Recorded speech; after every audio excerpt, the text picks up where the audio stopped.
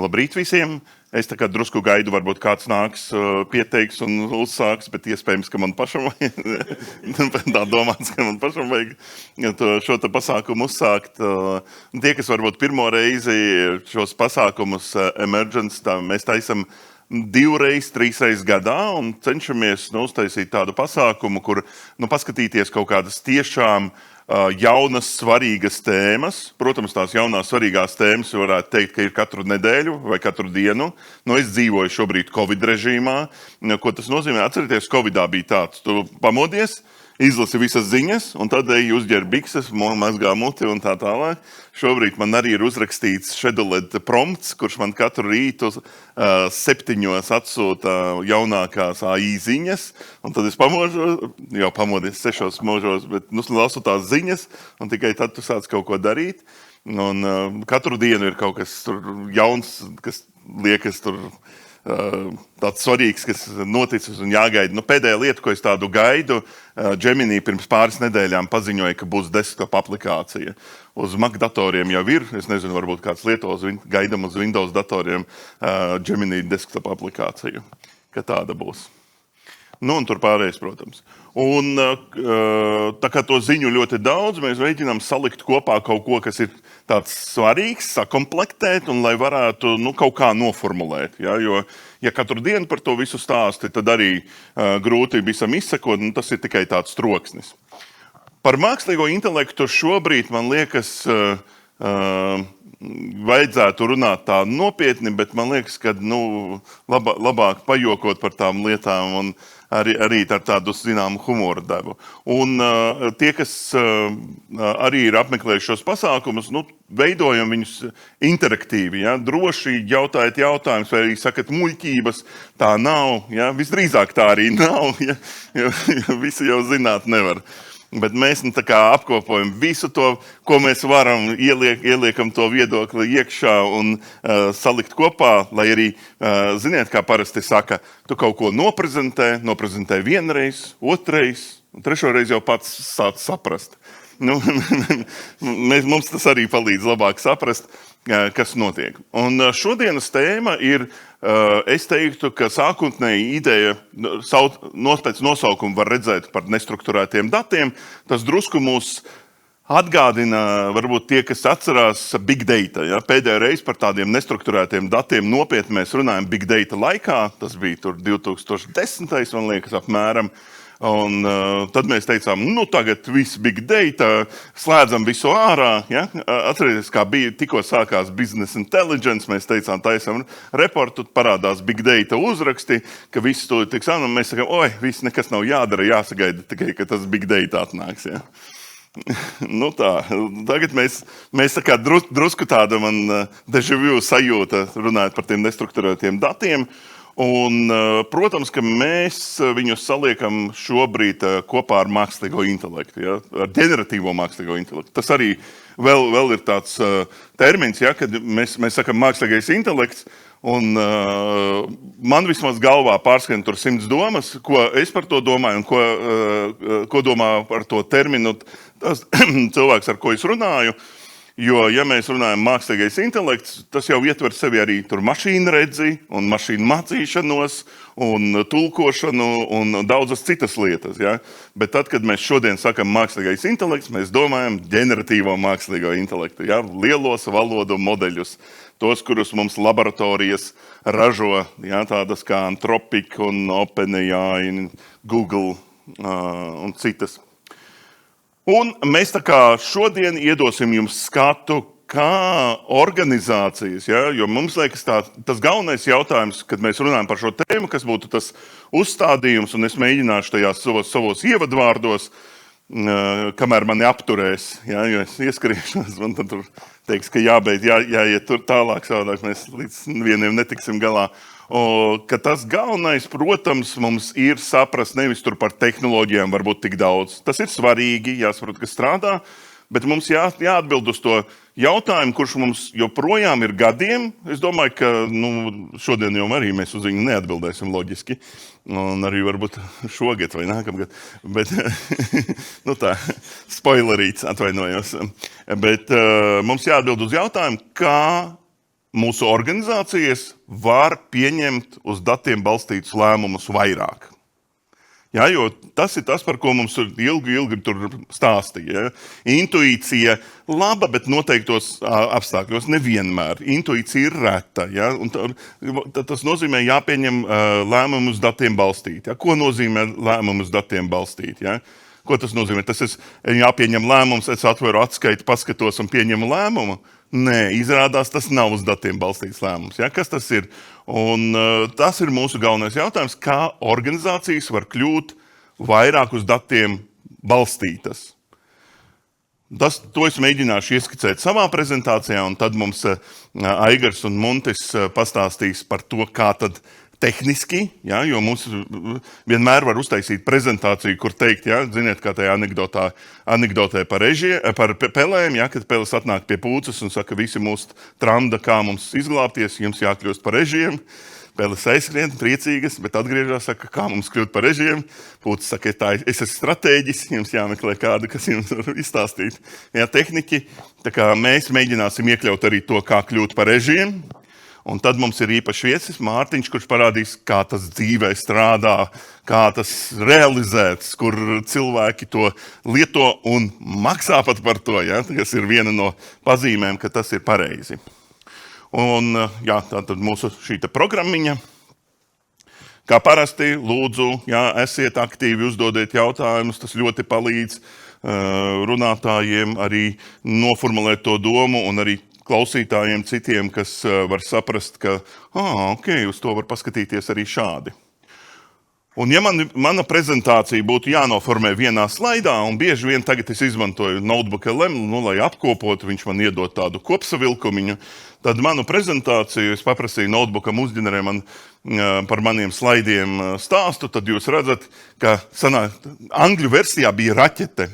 Bet te tāda bulta, ja? Angļu versija bija foršāka ar to raķeti, bet ideja ir tāda, ka mēs gribam izmantot dažādus datus, un mēs saprotam, ka tie dati, kuri mums vienmēr likās svarīgi, respektīvi tie, kas mūsu datu noliktavā, ja? Mūs mācīja tur no seniem laikiem, ka jūsu pareizākie, labākie dati ir datu noliktavā. Un tur viņi nokļūs, viņus kāds apstrādā, viņus kāds verificē. Bet izrādās, ka jums datu noliktavā var būt ļoti labi un pareizi dati, bet svarīgāki dati ir Teams chatiņā, vienā teikumā, e-pastā, ko kolēģis uzrakstīja. Un man patīk tāds teiciens, es viņu tagad bieži atkārtoju, kad dati nav mūsu jaunā nafta, bet tas ir kā piens. Ja tu nepaspēji izmantot, tad viņš saskāpst. Ja tu to chatiņa mesiģu vai to e-pastu nepaspēji, kur kāds rakstīja e-pastā, klausies, te kaut kādam klientam problēma steidzama, vai te ir kaut kāda steidzama iespēja, un tie ir tie dati. Un mēs nepaspējām viņus izmantot, viss viņus saskāba. Pēc nedēļas vairs nevienam nevajag, pēc 2, kur nu vēl vairāk. Tā ideja, es atceros runājot ar dažiem vadītājiem, ir tāda ideja, ka krāsim tos datus un kaut kad izmantosim. Man liekas, tā vislielākā utopija. Tas ir tāds vislielākais murdziņš, ja, ka pēc tam ar tiem datiem vispār kaut ko varēs izdarīt. Visdrīzāk viņus varēs izmest ārā tikai. Atbrīvot vietu, starp citu, tur varēs glabāt kaut ko citu. Jā, un tad mums ir jāsaprot, kā labi, interesanta doma, chatiņi, ja, tur e-pasti, un mēs jau to redzam, piemēram, tie, kas lieto M365 kopilotu, ja, tie zina, ka, piemēram, jūs varat uzrakstīt pieprasījumu, ka sūti man katru rītu apkopojumu par manis neatbildētām, neizdarītām lietām, un viņš sakombinē no chatiņiem, e-pastiem, un jums iedod tādu digestu kopsavilkumu, saka, kur 5 neizdarītās lietas. 5 tas ir manā piemērā, reālā tur 26, 70 neizdarītas lietas. Un mums ir jāsaprot, priekš kam un no kurienes. Ja? Un viens no atskaites punktiem ir Anthropic 5. marta atskaite, kur viņi skatās uz to, kā lieto ģeneratīvo mākslīgo intelektu, viņu rīku klodu. Un interesanti ir tā diagramma, radar charts, kur mēs ar zilo līniju redzam, ka dažās darbības jomās, kā managements, biznes, computer science, kad mākslīgā intelekta iespēja izmantošana ir ļoti ap 95%. Tas nozīmē, mēs ar MI varam izdarīt, ar ģeneratīvo mākslīgo intelektu, varam izdarīt gandrīz 95% mūsu uzdevumu. Un tad ar sarkano ir rakstīts, ko reāli dara. Un tur mēs redzam, ir zem 20. Un rodas jautājums, kur ir tā milzu starpība, kāpēc iespēja ir, bet mēs nedaram. Jā, tas tāds jautājums. Viņi atbild uz šo jautājumu. Viņi saka, ka tas ir dēļ datu kvalitātes, dēļ sarežģītiem procesiem, dēļ tur līkām neintegrētām sistēmām, ja, visu to saimniecību, ko mēs ļoti labi zinām. Ja, kad mēs zinām, ka marketings dzīvo ar savu Excelīti, savu sistēmu, finansistiem ir savs Excelīts, kur viņi vispār nevienam nekad nerāda, viņš ar paroli tur, ja, citiem tur citos departamentos ir savas sistēmas. Ja, un faktiski tas ir tas ierobežojums, ko Anthropic saka, kāpēc mēs runājam nevis par mākslīgā intelekta, aģentu gadu, kā gada sākumā bija tā figurēja, ka 26. gads būs MI aģentu gads. Bet jau tur daži eksperti pateica, 10 gadi. Šī būs aģentu 10 gadi. Skatoties uz šiem datiem, uz šo informāciju un zinot, kā mēs kārtojam datus, es teiktu, ka ne 100 gadi, bet labi 20 gadi. Jo ko mēs darījām pēdējos 20 gadus? Atcerieties, no 2000. gada līdz reāli 20 gadi. Ja? Mēs kārtojām datus, vai ne? Katrā darbā, kur mēs bijām, tur bija uzdevums, strateģiskie mērķi, sakārtot datus CRM-ā, mūsu ERP sistēmā, tur un tur. Tie visi bija, katru gadu bija tāds uzdevums, bet mēs nekad līdz tam netikām. Tas bija dārgi un tā tālāk.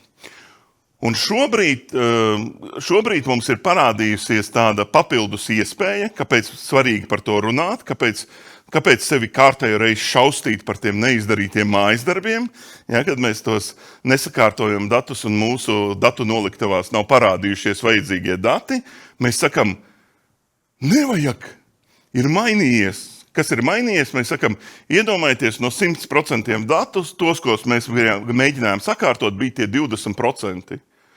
Bet 80% dati tie bija tie, kurus mēs pat neapskatījām.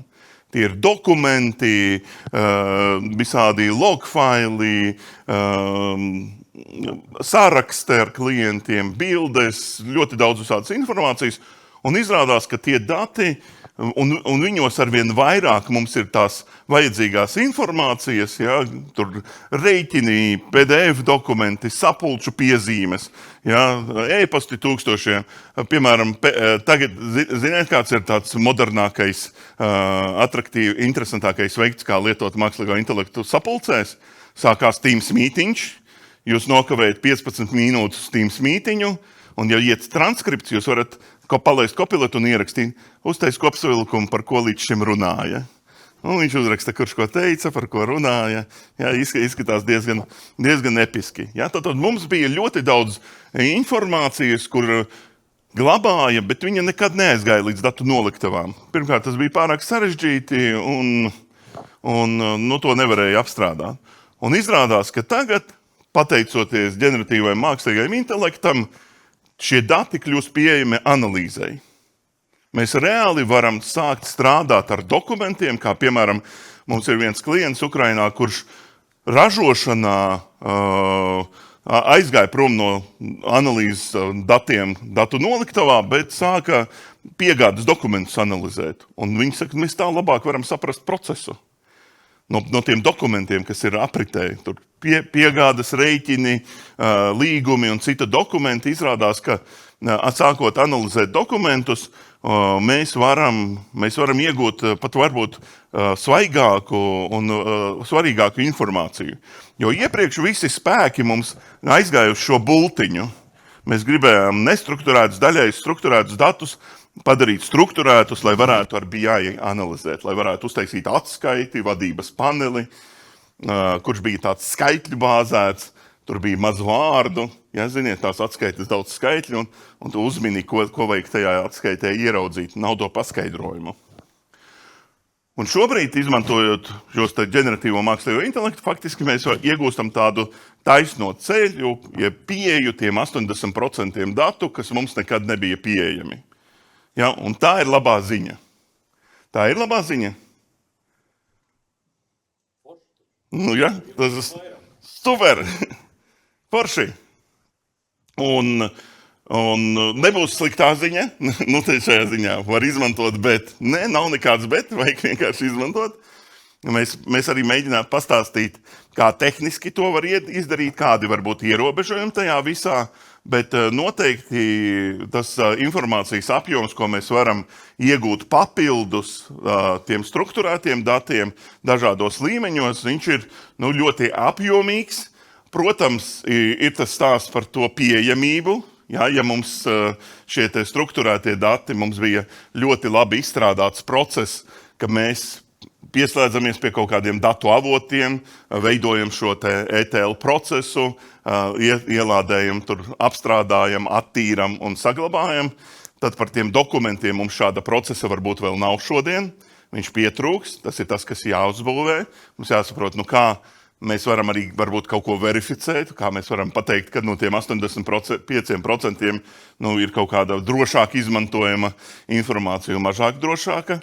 Jo mēs runājam par tiem riskiem, tad, protams, tas ir stāsts par halucinācijām, ja, kuras šeit varētu būt mazāk nekā, ja mēs runājam par tādu vispārēju ģeneratīvā mākslīgā intelektu izmantošanu. Un tie piemēri, kuri parādās, viņi ir diezgan, kuri balstās uz šīs metodes, ja, viņi diezgan iespaidīgi tādā ziņā, ka tas laika ietaupījums vai kvalitātes uzlabojums vai vienkārši piekļūšana informācijai, ja, mums dod kaut kādas iespējas, kuras mums agrāk nebija. Ja, vai tas ir, piemēram, ja mēs analizējam līguma informāciju, atrodam tur neatbilstības, vai, piemēram, tajā pašā ražošanas procesā, kur mēs strādājam ar klientu, klients ilgadēji izmantoja dažādas normatīvās tabulas, ja, un šīs specifikācijas, bet izrādījās, kad pāanalizē, kas notiek reāli piegādes aktos, līgumos un tā tālāk, tur ir citi parametri, citi cipari, ja, un tas ir jāmaina. Un informācijas aktualizēšana arī notiek caur šo dokumentu analīzi. Kāpēc mēs runājam tieši par to tagad? Un te mums atkal jāpateicās šīm laboratorijām, kas veido šos ģeneratīvā mākslīgā intelekta rīkus un modeļus. Un viens no iemesliem ir tas, ka būtiski pieaug šis konteksts, ja, kur mēs varam arvien vairāk izmantot šo informāciju. Ja, piemēram, kādreiz arī pagājušajā gadā mēs skatījāmies un izmantojot Copilotu SharePointā, jūs varējāt uzbūvēt aģentu, un tas aģents izmantoja 25 dokumentus. Ja, jūs varējāt iekopēt, cik gribat dokumentus, bet viņš izmantot 25, nezinu, pirmos, pēdējos, kaut kādus 25. Ja? Neizklausās diezgan baigi forši, vai ne? Tad šis apjoms pieaug. Šobrīd mēs runājam jau par 1 miljonu tokenu kontekstu. Tas apmēram ir, es rēķināju, 1500 lapas pušu. Kaut kas tāds jau pietiekami liels konteksts. Ja? Vai tokeni jums jau ir aktuāli organizācijās? Pietrūkst? Tokeni pietrūkst? Tas ir jautājums. Tokeni jau nepietrūkst, naudas Mums tāds gadījums no dzīves, sēžam, mēs kopā strādājam, un viena no kolēģiem tāda, tokeni beidzās. Un viņas prezentācija pusceļā tur uzģenerēta. Izmantojot Klaudu, jāgaida tur laiks. Tas nozīmē, viņš saka, es prasu, cikos atjaunosies. Viņš saka, 2 tikai atjaunosies. Es saku, viss miers tagad no viņas būs tur līdz 2. Var pastrādāt. Jā. Zināt, kā tokeni latviski pareizi tulkojās? Tekstvienība. Tātad 1 miljons tekstvienību. Jā, un šis konteksts, gan lielais konteksts, gan arī to, ka tie valodu modeļi paliek, jeb tie rīki paliek arvien labāki, jā, palīdzēs mums piekļūt šai informācijai, šiem nestrukturētiem datiem, un to kolēģi arī parādīs, kā tas izskatīsies. Un, protams, šeit mēs redzam diezgan skaidri iezīmējās tā tehniskais slānis, kā mēs varam tos datus iegūt, apstrādāt tā tālāk, bet mums visu laiku jāatgriežas, vai es mēģinu atgriezt pie tā strateģiskā, pie tās konkurences priekšrocības, jo nākotnē, tas, ko saka eksperti, mākslīgā intelekta eksperti, viņi saka, nākotnē mums visiem būs pieejami vieni un tie paši modeļi.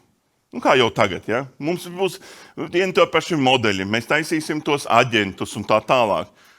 Un visas organizācijas no tā viedokļa izskatīsies ļoti līdzīgas. Bet kas veidos konkurences priekšrocību? Un vienīgā, kas būs tā konkurences priekšrocība, būs jūsu dati. Tie ir kvalitatīvie dati par klientu uzvedību, par darbinieku uzvedību, par preferencēm, par produktu īpašībām tā tālāk. Tie dati, tā būs tā vislielākā vērtība, ja, kura arī radīs. Un tad jau izmantojot tos datus, mēs varam uzbūvēt aģentus, kas, piemēram, var ātri un automatizēti veikt kaut kādas darbības, piedāvāt klientiem, sūtīt, apstrādāt problēmas. Bet tas mums gaida vēl tādā tuvākā nākotnē. Ja mēs runājam par tiem riskiem un kā tos ierobežot, tas varbūt arī mūsu nākamo prezentāciju tāds uzdevums saprast, kā mēs varam gan nodrošināt kaut kādu drošību saviem datiem, ja, jo mēs sakam, mūsu dati ir lielākā konkurences priekšrocība, bet tajā brīdī, kad mēs liekam datus tajos publiskajos modeļos, mēs nezinām, kas ar viņiem būs, kā viņus izmantos. Ja. Nesen es lasīju, ka, piemēram, tajos čatos ir tāds nosacījums, ka, ja jūs maksas versijā ieliekat ķeksīti, ka lūdzu neizmantot manus datus trenēšanai, tad viņi saka, jā, mēs neizmantojam jūsu datus trenēšanai to, ko jūs ievadat. Bet maziem burtiņiem tur rakstīts, bet visas atbildes varam izmantot trenēšanai. Paši zināt, izlasīt visus, pat lielos burtiņus nevar. Un stratēģiskā ziņā šis, manuprāt, ir tāds arī ļoti svarīgs slaids, kā koncepts. Ja? Jo šobrīd te ir divi koncepti. Ja? Pa kreisi mums ir koncepts ar GPS-u. Ja, mēs visi braucam droši vien ar Veizu, ja, ar kaut kādu tādu. Es vairs nemāku tur ar tām papīra kartēm strādāt. Ja, tu uzliec Veizu, ieliec adresi, un viņš tevi ved. Ja. Tā nav pašbraucošā mašīna, galīgi. Ja. Man pašam jāstūrē, jāpieņem lēmumi un tā tālāk. Un tas ir tas mūsu BI, mūsu Business Intelligence. Mums ir dashboardi, mums ir atskaites. Viņš mums kaut ko rāda, viņš pat rāda virzienu, viņš pat kaut ko mums iesaka, bet mums pašiem jāstūrē. Mums pašiem visu laiku jāstūrē, mums jāpieņem lēmumi, jāklikšķina sistēmās, jāsūta ēpasti, viss kaut kas jādara. Un tas, uz ko mēs gribētu aiziet, vai varbūt mūsu vadītāji gribētu, ja? Vai varbūt vēl kāds gribētu, uz to aģentisko. Ja? Kāda ir atšķirība? Un te ir jāatbild uz jautājumu, kāda ir atšķirības, piemēram, starp datu pratību un uz datiem balstītiem lēmumiem. Vai mākslīgi šobrīd jau saka, ka datu pratība, kam nav viss nokavēts, tagad ir mākslīgā intelekta pratība. Ja? Mums jābūt mākslīga intelekta pratībai. Un kāda ir starpības starp mākslīgā intelekta pratību un AI native, jeb AI native, tāds iespējots mēs varētu viņu kā iztulkot. Ja? Un tā lielā atšķirība ir tāda, ka vienā gadījumā mums joprojām jābrauc, jākust, jāpārslēdz ātrumi. Pat ja mums visu stāsta, mums rāda maršrutu, mums saka, priekšā tur ir avārija, reku te var apbraukt, te 5 minūtes ātrāk, te 10 minūtes lēnāk, bet īsāks ceļš. Mums viss kaut ko stāsta, ļoti daudz informācijas, bet mums joprojām pašiem jāpieņem tie lēmumi, un mēs, piemēram, tādā režīmā nevaram iesnausties vai vadīt 2 mašīnas. Ja? Šajā režīmā mēs varam vadīt tikai vienu to konkrēto mašīnu. Un tas ir šī brīža ierobežojums. Kad mēs strādājam ar dažādām gudrām sistēmām, mēs joprojām varam izdarīt to savu darba apjomu. Un tajā aģentiskajā pusē mēs tur jau tie aģenti var, piemēram, izpildīt noteiktas darbības, kur viens iesaka, otrs pārbauda, trešais izpilda, un tad jau tas kaut kādā veidā jau drusku mērogojās, un tur man nevajag visu laiku turēt rokas uz stūres, tā kā tas, ko mums sola pašbraucošajās mašīnās. Ja? Man pat teica, ka viņas kaut kur ir. Jau Nīderlandē visur ir. Nē, es tā. Viņi drīkst uz šoferis jau braukt. Testēšanas fāzi. Es nezinu, man maziņš jau braukā. Jā. Testi jau pati braukt. Nu, viss. Tā kā uz ielas lūdzu neiet Nīderlandē. Ja, un tas ir, protams, lielais jautājums, kā uz turieni aiziet. Mēs ļoti ērti jūtamies šajā. Ja? Ļoti ērti. Es domāju, ka mēs jau labi saprotam, un arī mūsu analītikas līmenis ir ļoti labs. Jā, mēs šo te esam tā kā atstrādājuši, bet mēs gribam tikt uz to otru, jā, uz to sadaļu. Un tas ir tas, par kur mums jārunā par šīm te daudzaģentu sistēmām, kā viņas strādā. Jā. Mēs saprotam, ka tas vēl nav. Jā. Demo aģenti vakumā strādā ļoti labi. Reāli aģenti, es teiktu, ka ir tāds retums. Bet mūsu iespēja ir šie te nestrukturētie dati, arī, ja mēs ejam uz to aģentiskajā virzienā. Un noslēdzot, es gribu noslēgt ar šo te Pītera Drakera teikumu. Un sestdien tieši bija tā, kad es tā diskutēju ar Čatiņu, un viņam uzdevu dažādus jautājumus tieši arī par to, kāpēc mēs kaut ko darām ar šiem, kāpēc mēs veidojam tos aģentus un tā tālāk. Un tā diskusija un pārdomas, arī pārlasot dažus Pītera Drakera rakstus, bija tāds, ka, ja paskatās tajā kāpēc mēs mēģinām automatizēt? Jo mums liekas, mēs varēsim vairāk izdarīt. Mēs varēsim atbildēt, ja mēs tagad varam ar roku atbildēt uz 10 e-pastiem, varēsim uz 100. Ja mēs varam tur apstrādāt 5 klientu atbildes, varēsim 20. Un tad sāc aizdomāties, tas ir tas mērķis? Mēs gribam vienkārši tur 100, 20, 50, tur 60, mēs gribam ātrāk visu darīt. Tas ir tā kā programmētājiem. Programmētājs izpilda 3 uzdevumus, ja, un viņš vēl iet pēc nākamā un pēc nākamā, ja, pēc nākamā uzdevuma. Un tas fundamentālais jautājums biznesā, ja mēs gribam automatizēt tās visas lietas, tas ir tāpēc, ka mēs gribam ātrāk un vairāk. Un Pīters Drakers saka principā, viņš saka, ka nē. Galvenais ir saprast, kāpēc un vai to vajag. Ja, vajag saprast, kas ir tiešām vajadzīgs un kāpēc tas ir vajadzīgs. Jo mūsu lielākā kompetence šodien būtu saprast, ko nevajag darīt. Jo mums ļoti viegli tagad, kad mums parādās tur iespējas kaut ko automatizēt, mums grūž darbu, mums veidojas darba plūsma, uzdevuma plūsma, un mēs domājam, 50 klientu pieprasījumu dienā automatizēšu. Uzlieku kaut kā, izdomāju tur N8N vai tur aģentiņu vai vēl kaut ko, un viņš pēkšņi visas tās 50 vēstules apstrādā. Un ko mēs sakam? Ja, tur darbs ir izdarīts, mēs esam suverīgi. Vajadzēja viņus tur vispār sūtīt? Ja, vai arī, piemēram, mēs automatizējam, katru pirmdienu mēs gatavojām atskaiti, un man vajadzēja svētdien drusku patērēt laika, lai pirmdien viņa būtu gatava. Tagad es uztaisu uzvedni, kas man ģenerē to atskaiti un par viņu aizmirstu. Un izrādās, visi par to aizmirst.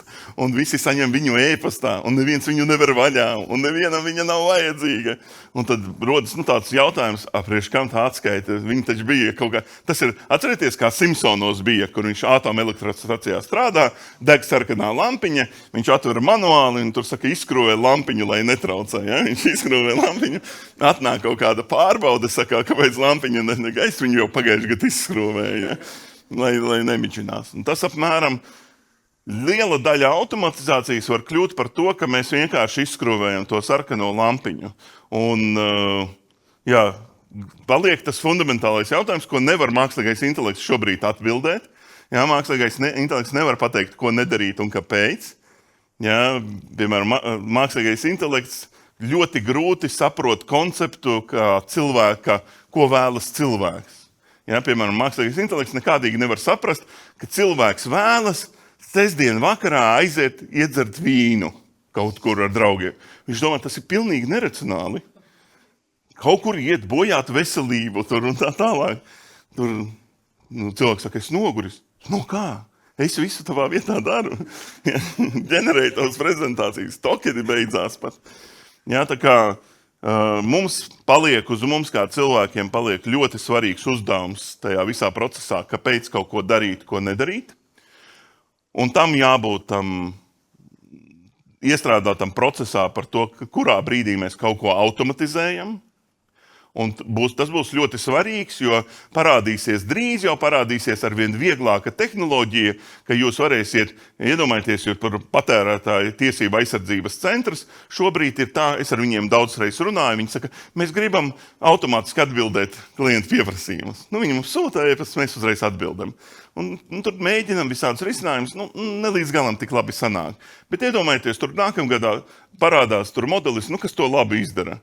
Un viņi saka, viņi ar tādu vienu tur slēdzi, viņi tā čik, un viss, un saka, vairs nav klientu, un netraucē viņi mums. Mēs varam mierīgi strādāt. Ja? Un kas ar to visu tālāk tur notiek? Ja? Kurš to visu uzraudzīs? Kurš to pieskatīs? Tāds ievads no manas puses, optimistiski, realistisks. Paldies! Varbūt ir kādi jautājumi. Jā, lūdzu. Jā. Vai nav tā, ka mēs tagad darīsim visu, automatizēsim visu, un tikai tad, lai iemācītos, lai saprastu, lai izprastu, iekāptu tai peļķē, un tikai tad sāksim domāt, kas no tā viss ir jēdzīgs, nav jēdzīgs, vai tas nav tāds naturāls naturāla ceļa sastāvdaļa, kad priekš iebraukt grāvī, un tad saprast, kur braukt un kur nebraukt, kaut kā tā. Jā, tas ir veids, kā cilvēks mācās, kā mēs vispār iemācāmies kaut kādas lietas. Mēs no sākuma tur arī mēs zinām, ka inovācijas bieži vien radušās tā, ka 1000 reizes pamēģināja nesanāca, un tad vienu reizi sanāca. Līdzīgi būs arī mums tā. Nav tā, ka mēs neko nedaram, kamēr neizdomājam to pareizo risinājumu, un tad daram. Un noteikti cilvēki, tas arī ir tā kā atklāts, ka cilvēks mācās daudz savādāk nekā piemēram, mākslīgais intelekts. Ja mākslīgais intelekts, viņš izmanto to brute force, jeb respektīvi uz kvantitāti. Mācos visu tur maļu. Cilvēks ir kā? Viņš tur kaut ko padomā, kaut ko paskatās, tad izguļās, tad pastaigā pa mežu, un tad pēkšņi saprot, ja? Kā tas notiek, neviens nesaprot. Apmēram tas mums gaida. Labi, tad es dodu tālāk vārdu Aigaram.